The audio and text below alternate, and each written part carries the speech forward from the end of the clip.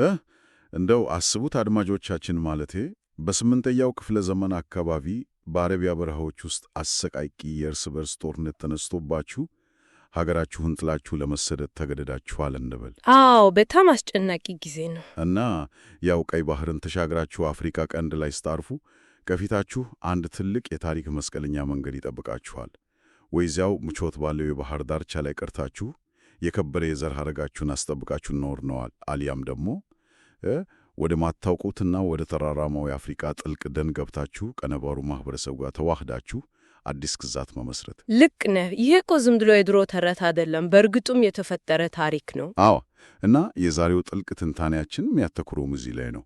ከአረቢያ ተነስቶ ወደ ኢትዮጵያ ተራሮችና የባህር ዳርቻዎች የተዘረጋውን ማለቴ የዘመናችንን የአፍሪካ ቀንድ ጂኦፖለቲካዊ ማንነት በጥልቀት የቀረጸውን ይህን አስገራሚ የታሪክ ሰንሰለት ነው የምንመረምረው። እውነት ነው። እና ምን መሰለህ፣ ይህ መነሻህ በጣም ጥሩ ምስል ነው የሚፈጥረው።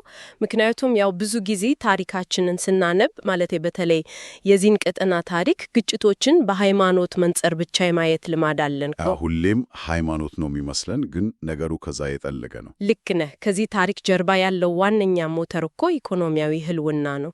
ማለቴ የንግድ መስመር ቁጥጥር እና ራስን ከቀውስ የማትረፍ ስልት ነው።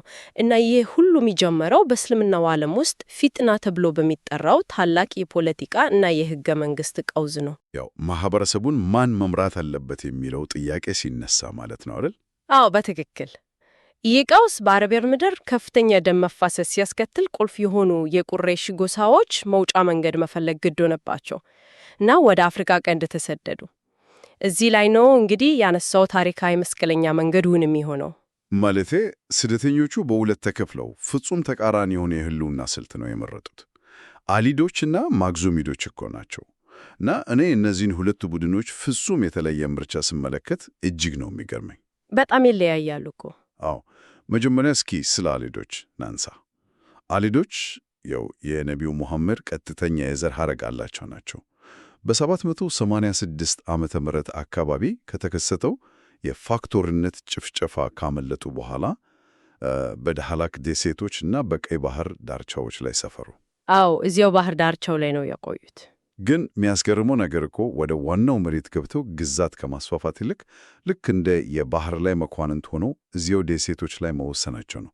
ማለቴ ከሌላው የአካባቢው ማህበረሰብ ጋር ላለመቀላቀልና ደማቸውን ንጹህ አድርገው ለማቆየት ከፍተኛ ጥንቃቄ አድርጎ ነበረ። እውነት ነው።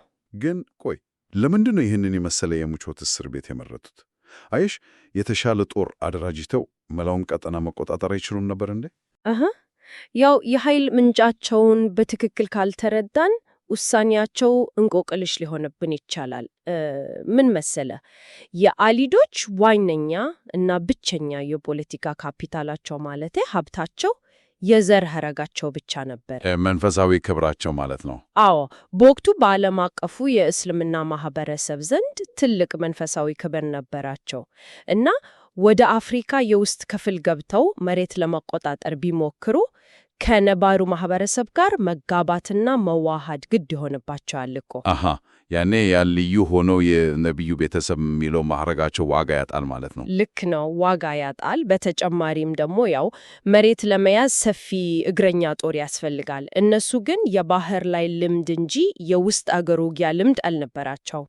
ስለዚህ የንግድ መተላለፊያ በረንዳው ላይ ተቀምጠው የባህር በር ጠባቂ መሆንን መረጡ። ያው ምቾት አላቸው፣ ሀብት ያካብታሉ። ነገር ግን ነጻነት ኑሯቸው ወደ ውስጥ ዘልቀው መግባት አይችሉም። የምቾት እስር ቤት የምንለውም ለዚህ ነው። ማለቴ የገዛ ዘራቸው ታጋቾች ሆኑ ማለት ነው። በጣም ጥሩ አገላለጽ ነው። በሌላ በኩል ደግሞ ማክዙሚዶችን እናገኛለን። እነዚህ ሰዎች ተግባራዊ አስተሳሰብ የነበራቸው በተፈጥሮአቸው ነጋዴዎች ናቸው። አዎ፣ ነጋዴዎች ናቸው ማለቴ ምንም የሚጠብቁት ልዩ መንፈሳዊ የዘር ሐረግ ስለነበራቸው ከባህር ዳርቻው አልፎ በቀጥታው ወደ ማዕከላዊ የሸዋ ተራራማ አካባቢዎች ዘልቆ ገቡ አይደል? አዎ፣ የጫካውን ንጉሥ መሆንን ነው የመረጡት እና ወደ ውስጥ ሲገቡ ከነባሩ የሲዳማ የአጎና የአርጎባ ማህበረሰብ ጋር ተጋቡ፣ ተዋሃዱ። ልክሽ ማለቴ የተራራ ላይ ገዢዎች በመሆን ግብርናና የውስጥ ንግድ ላይ ያተኮረ የራሳቸውን ጠንካራ መንግስት መሰረቱ። ነገር ግን ይሄ የጂኦግራፊ መለያየት ዘላቂ ሰላም አላመጣም። ማለቴ አንዱ በተራራ ላይ አምራች፣ ሌላኛው በባህር ዳርቻ ላይ የበር ጠባቂ ሲሆን በተፈጥሮ ወደ ከባድ የኢኮኖሚ ፍጥጫ መግባታቸው አልቀረም። አዎ፣ ይሄ ታሪካዊ የሀብት ፍጥጫ የሚጀምረው እኮ በተራራውና በበሩ መካከል ባለው የተዛባ የኢኮኖሚ ግንኙነት ነው። ያው ማክሱሚዶች በማዕከላዊ ሸዋና አካባቢ እጅግ ውድ የሆኑ ብርቶችን በተለይም የወርቅና የዝባድ ምርትን ያመርታሉ፣ ይሰበስባሉ። በጣም ውድ ምርቶች ናቸው በወቅቱ። አዎ፣ ነገር ግን እነዚህ ምርቶች ወደ ዓለም ገበያ ቀርበው ገንዘብ መሆን የሚችሉት አሊዶች በሚቆጣጠሩት የቀይ ባህር ወደብ በኩል ብቻ ነው። ይሄንን ክፍተት የተረዱት አሊዶች በበኩላቸው በማንኛውም ወደ ባህር በሚወጣ ዕቃ ላይ ኡሽር የተባለ የ10 ወይም የ10% ቀረጥ ጣሉ። ቆይ እዚህ ላይ አንድ ነገር ግልጽ እንዲሆንልኝ ይፈልጋለሁ። ማለቴ 10% ቀረጥ እኮ በዘመናችን ካለው የግብር ስርዓት አንጻር ሲታይ ያን ያህል አደገኛ ወይም የተጋነነ አይመስልም። ታዲያ ለምንድን ነው የቀረጥ ለማክሱሚዶች የህልውና አደጋ እስከመሆን የደረሰው? ይሄ በጣም ጥሩ ጥያቄ ነው። በዘመናችን 10% ቀላል ሊመስል ይችላል። ነገር ግን በጥንታዊ የንግድ ስርዓት ይህ እጅግ አውዳሚ ነበር። ምን መሰላ? 10% የሚታሰበው ከትርፉ ላይ ሳይሆን ከጠቅላላው የዕቃ ዋጋ ላይ፣ ከጠቅላላው ሻያጅ ላይ ማለት ነው። ይሄማ በጣም ከባድ ነው። አዎ፣ አስቦ ማክሱሚዶች ይህንን ዕቃ ከተራራ እስከ ባህር ዳርቻ ለማድረስ ለወራት በበቅሎ እና በገመል ሲጓዙ ለጸጥታ አስከባሪዎች፣ ለጉዞ ስንቅና ለተለያዩ መካከለኛ ነጋዴዎች የሚከፍሉት ከፍተኛ ወጪ አለኩ። ልክ ነው። በመንገድ ላይ ብዙ ወጪ አለባቸው። እና ይሄ ሁሉ ተደምሮ ወደቡ ላይ ሲደርሱ አሊዶች ያለምንም ድካም ከጠቅላላው ዋጋ 10%ውን ሲወስዱ የማክሱሚዶች የትርፍ ህዳግ ሙሉ በሙሉ ይጠፋል ማለት ነው። ይገርማል። በተግባር ሲታይ ማክሱሚዶች ያመረቱ አሊዶች ይቀብራሉ ማለት ነው እኮ። በትክክል።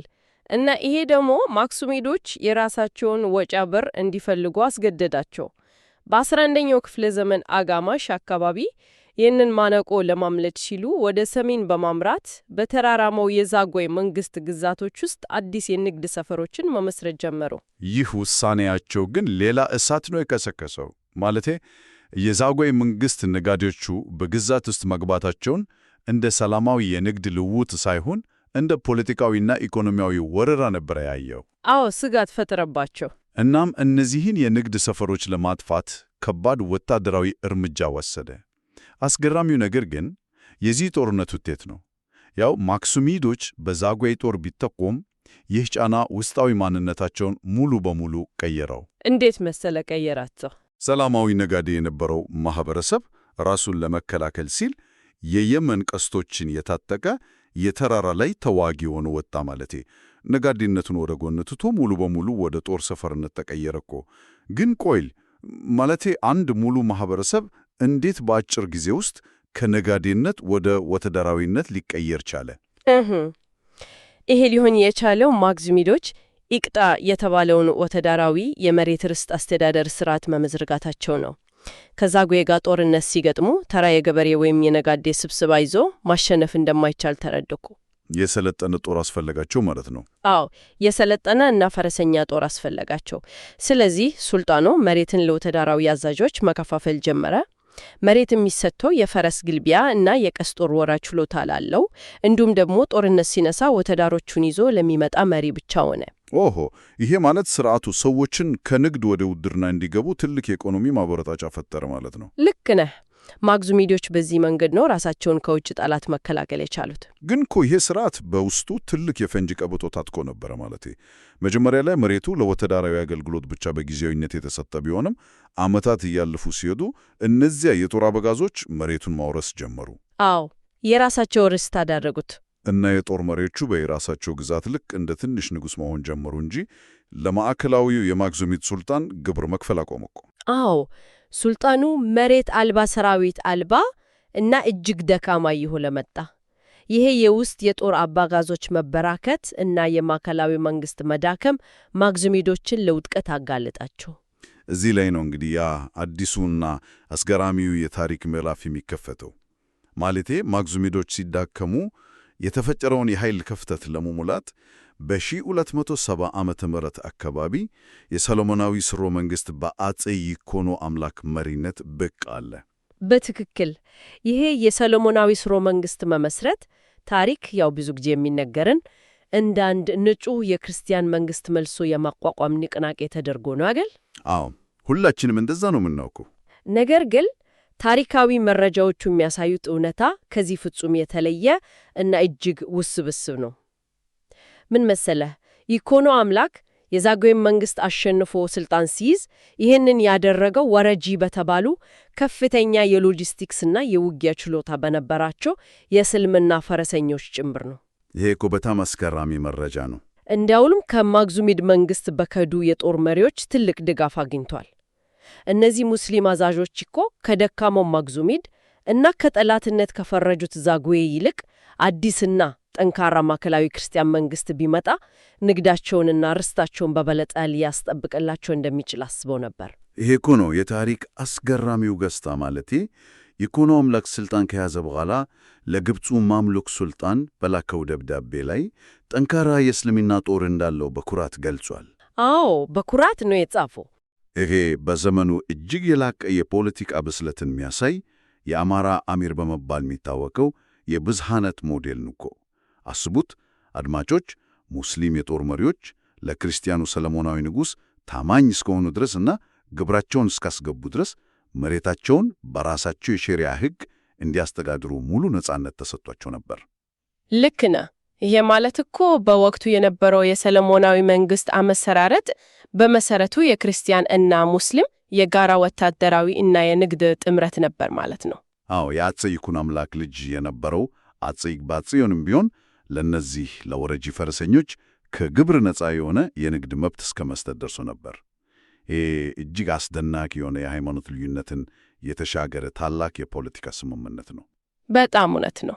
ታዲያ ቆይ ይሄ አብሮነት እንዲህ በሚገባ እየሰራ አገሪቱ በሰላም እየነገደች ከሆነ ማለቴ ምን ተፈጠረ? ይህን ውብ ስምምነት አፍርሶ ቀጠናውን ወደ ደም አፋሳሽ ጦርነት ያስገባው ምክንያት ምንድን ነው? ይህን ታላቅ ስምምነት ያፈረሰው የኃይል ሚዛን ሲቀየር የሚፈጠረው ፍርሃትና የስልጣን ሽሚያ ነው። ያው የሰለሞናዊ መንግስት እያደገ እና ግዛቱን ያስፋፋ ሲመጣ ቀደም ሲል የነበሩት አጋሮቹ ስጋት ላይ ወደቁ። በተለይም ዋላሽማ የሚባሉት ኃይሎች ክፉኛ ተደናገጡ። ወላሽማዎቹ እነማን ነበሩ? ወላሽማዎች በአሊዶች የሚደገፉና ቀይ ባህርን ከውስጥ አገር ጋር የሚያገናኘውን ወሳኝ የንግድ መስመር የሚቆጣጠሩ ነበሩ እና የሰለሞናዊ መንግስት ያንን ደካማ የነበረውን ማክዙምድን ሙሉ በሙሉ ከዋጠ በኋላ ቀጣዩ ኢላማ እኛንን የሚል ከባድ ፍርሃት አዳረባቸው። ቀድሞ የመምጣት ስልት ነው ማለት ነው። ልክ ነህ። ስለዚህ የሰሎሞናዊ መንግስት ወደ እነሱ ከመምታቱ በፊት ፈጣንና አክራሪ እርምጃ መውሰድ ነበረባቸው። እናም በ1285 ዓመተ ምህረት ላይ ወላሽማዮች አሰቃቂ እርምጃ ወሰዱ። ማለቴ የመጨረሻውን የማክዙሚድ ሱልጣን ገደሉት እኮ። ይህ ድርጊታቸው ግን ዝም ብሎ የአንድ መሪ ግድያ አልነበረም። በመካከለኛ መንገድ ላይ ቆሞ የነበረውን የፖለቲካ ድልድይ ማፍረስ ነበር። አዎ፣ ድልድዩን ነው ያፈረሱት። ግን ቆይ ማለቴ አንድ ሱልጣን በመገደሉ ብቻው እንዴት መላው ማህበረሰብ ወደ ሃይማኖት ጦርነት ሊገባ ቻለ? ምክንያቱም እኮ ማክዙሚዶች በሰሎሞናዊው መንግስትና በባህር ዳርቻው ኃይሎች መካከል እንደ አብሮነት ማሳያና እንደ መካከለኛ አቋም አራማጅ ሆኖ ያገለግሉ ነበር። ወላሽማዮች ሱልጣኑን ሲገድሉት ያ መካከለኛ እና ለዘብተኛ የሆነ የፖለቲካ መደብ ሙሉ በሙሉ ጠፋ። ድልድዩ ሲሰበር ሰዎች ወደ የጠጋቸው ሄዱ ማለት ነው። ልክ ነህ ማለቴ። በዚህ ምክንያት ተራው ማህበረሰብ ምርጫ ጣኮ ወይ ከክርስቲያኑ የሰሎሞናዊ ግዛት ስር ሙሉ በሙሉ ማደር አሊያም አዲሱን በወላሽማዮች የተመሰረተውን የኢፋት ሱልጣኔት ተቀላቅሎ የቅዱስ ጦርነት አዋጅ አካል መሆን ነበር አማራጩ። መካከለኛው አማራጭ ሲጠፋው ማለት ሰዎች ወደ ጽንፍ ማምራታቸው የማይቀር ማለት። አዎ፣ ይሄ ክስተት ነው እንግዲህ ያንን የአማራ አሚር የሚለውን የብዝሃነት ሞዴል አክትቦ ሃይማኖትን መሰረት ያደረገ እና ለዘመናት የሚዘልቅ ጦርነት የጀመረው እና ይህ ጦርነት እየተባባሰ ሄዶ በ16ኛው ክፍለ ዘመን ላይ ነገሮች ወደ ታላቅ ዓለም አቀፍ ቀውስ ተቀየሩ እኮ። ማለቴ የኦቶማን ቱርክና የፖርቱጋል ጦር ወደ አፍሪካ ቀንድ ጣልቃ ሲገቡ ያ የውስጥ ግጭት ወደ ከባድ የውክልና ጦርነት ተሸጋገረ። አዎ፣ ዓለም አቀፍ መልክ ያዘ። ማዕከላዊው የሰሎሞናዊ ነገሥታት የፖርቱጋልን ጦርና ዘመናዊ መሳሪያ ሲጠቀሙ፣ በሰሜን የነበሩት ባህር ነጋሽ ይስሐቅ ደግሞ ከኦቶማኖት ጋር አበረ። ይህ እኮ በጣም የሚገርም የታሪክ አጋጣሚ ነው። አዎ፣ የባህር ነጋሽ ይስሐቅ ታሪክ እኮ ያንን የድሮውን የአማራ አሚር ሎጂክ እንዴት በተገላቢጮሽ እንደተጠቀመበት የሚያሳይ ነው። ማለቴ ንጉሡ የውጭ ኃይሎች የፖርቱጋል አሻንጉሊት ሆኗል በማለት የራሱን ስልጣን ለማስጠበቅ ሲል ከእስላማዊው የኦቶማን ኤምፓየር ጋር ወታደራዊ ስምምነት አደረገ። ነገር ግን ይሄ ውሳኔው ቀጠናውን መውጫ ወደሌለው የባሩድ ጦርነት ውስጥ ነው የከተተው። ልክ ነህ። የባህር ነጋሽ ይስሐቅ ውሳኔ የሚያሳየው እኮ ዲፕሎማሲ እንዴት መልክ እንደቀየረ ነው። ምን መሰለህ? ቀደም ባሉት ዘመናት የኢትዮጵያ ዲፕሎማሲ እጅግ የተራቀቀና ሰላማዊ ነበር። ማለቴ በውይይት የሚያልቅ ነበር። አዎ፣ የሰሎሞናዊ ነገስታት መልእክተኞቻቸው በግብጽ እና በኢየሩሳሌም በሰላም እንዲያልፉ ወርቅ መስቀሎች ይጠቀሙ ነበር። እነዚህ መስቀሎች ልክ እንደ ፓስፖርት የሚያገለግሉ ነበሩ። ሁለቱም ኃይሎች ማለቴ የኢትዮጵያ ተራራማ መንግስት እና የግብፁ ማምሉክ አንዱ ሌላውን ሙሉ በሙሉ ማጥፋት እንደማይችል ጠንቅቆ ያውቁ ነበር እኮ። ስለዚህ አብሮ መኖር ግድ ሆነባቸው። ትልቁ ጉዳይ የባሩድ ጦር መሳሪያ መምጣት ሰዎች ሁሉንም ነገር በኃይል ብቻ መቆጣጠር እችላለሁ የሚል የተሳሳተ እምነት እንዲያድርባቸው አደረገ።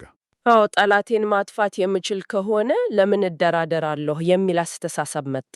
በትክክል። በዚህም ምክንያት ያ የቆየው የወርቅ መስቀሎች የዲፕሎማሲ ጥበብ ፍርሶ፣ ማለቴ ማን የበለጠነ ዘመናዊ መሳሪያ አለው፣ ማን የውጭ ኃይል ድጋፍ አለው ወደሚል አጥፊ ፍክክር ተቀየረ። በጣም ያሳዝናል። የዚህ አውዳሚ የባሩድ ዲፕሎማሲ የመጨረሻ ውጤት ደግሞ ያው ታላቁ መለያየት ሆነ። በ17ኛው ክፍለ ዘመን ሰለሞናውያን ባህሩንና ንግዱን እርግፍ አድርገው በመተው ወደ ጎንደር ተራራማ ምሽግ ራሳቸውን አገሉ። በምስራቅ በኩል ደግሞ ሐረር በአሊድ እና በአካባቢው ባህሎች ውህደት የራሷን ሳንቲም የምታሳትም ግዙፉን የጁጎል ግንብ የገነባች ጠንካራ የንግድ ከተማ መንግስት ሆነች። አዎ፣ ይህ ትልቅ የታሪክ መገንጠል ነው እኮ። ያ ከአረቢያ ተረስቶ በዳህላክ በሸዋና በኢፋት በኩል ሲጓዝ የነበረው የአሊዶችና የማክዙሚዶች ታሪካዊ ትስስር እዚህ ላይ ሙሉ በሙሉ ተቋረጠ። ተራራው እና ባህሩ ተለያየ። አዎ፣ ተራራው እና ባህሩ፣ ክርስቲያኑ እና ሙስሊሙ ሙሉ በሙሉ ተለያዩ ዓለማት ሆኑ። መስተጋብራቸው በመጨረሻ ፍጹም ወደሆነ የጂኦግራፊያዊ እና የባህል መለያየት አምርቶ አረፈው። እና ከዚህ ታሪክ የምንማረው ትልቁ ቁም ነገር ማለት የቦታዎችና የማህበረሰቦች ማንነት ድንጋይ ላይ እንደተቀረጸ የማይለወጥ አለመሆኑን ነው። አዎ፣ ከሁኔታዎች ጋር የሚለዋወጥ ነው። ልክ ነህ። ይልቁንም እነዚህ ማንነቶች በኢኮኖሚያዊ ምክንያታዊነት፣ በህልውና ትግል እና ለውጦችን በማስተናገድ ሂደት የተፈጠሩ ናቸው። እንዲያውም የዛሬው የፖለቲካ ድንበሮቻችን የትላንት የንግድ፣ የግብር እና የጦር መሳሪያ ፍክክሮች ውጤቶች ናቸው ማለት እንችላለን። አዎ፣ የዛሬው የቆይታችንን የታሪኩን ፍሰት ስንመለከት ማለቴ ከአሬቢያ የእርስ በርስ ጦርነት ሸሽተው የመጡት እነዚያ ስደተኞች ከሰለሞናውያን ጋር በመሆን የፈጠሩት መስተጋብር ከጥገኛ ትብብር ወደ ፍጹም መለያየት እንዴት እንዳመራ በግልጽ አይተናል። አዎ፣ በጣም ሰፊ እና አስተማሪ ዳሰሳ ነበር። እናም በመጨረሻም የዛሬው ጥልቅ ትንታኔያችን አንድ ትልቅና ቀስቃሽ ጥያቄ በአእምሮአችን ውስጥ ይተዋል። ማለቴ የፖርቱጋልና የኦቶማን ጣልቃ ገብነት እንዲሁም የባሩድ ጦር መሳሪያዎች ይህንን አስገዳጅ መለያየት ባይፈጥሩ ኖሮ የአፍሪካ ቀንድ ታሪክ ምን ሊመስል ይችል ነበር? በጣም ጥሩ ጥያቄ ነው። ያ በ1270 ዓመተ ምህረት አካባቢ የነበረው የአማራ አሚር የሚባለው የብዝሃነት ሞዴል እያደገ እና እየዳበረ ቢቀጥል ኖሮ ምናልባት የዘመናት የሃይማኖት ግጭቶችን በማስቀረት ልዩ የሆነ አፍሮ አረብ የብዝሃ እምነት ግዛት መሆን ይችል ይሆን? አድማጮቻችን፣ ይሄ በእውነት ሁላችንም ቆሙ ብለን ልናስበት የሚገባ አስገራሚ የታሪክ ምናብ።